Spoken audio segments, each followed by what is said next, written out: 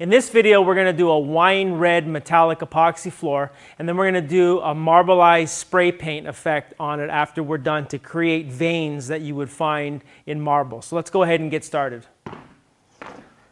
We're going to take our wine red metallic epoxy and we're going to pour it in ribbons all over the floor. And this is going to serve as our base.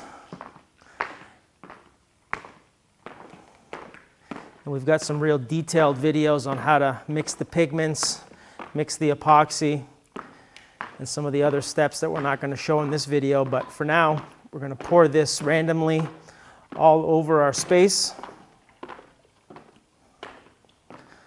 Like that. Let it drain out. Of course, we're never going to set the bucket down to drain fully. That's good. And we're going to get our squeegee.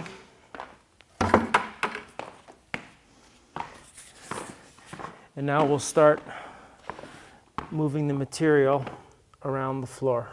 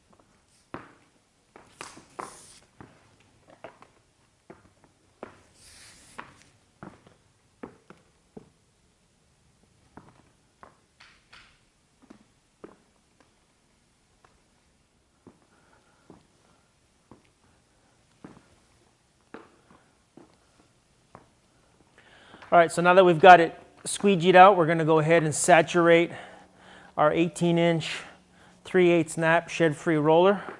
And then we're going to go ahead and roll the epoxy in a couple different directions, up to 3 times. And this is actually a pretty quick process, so we'll make sure that we cover the whole floor.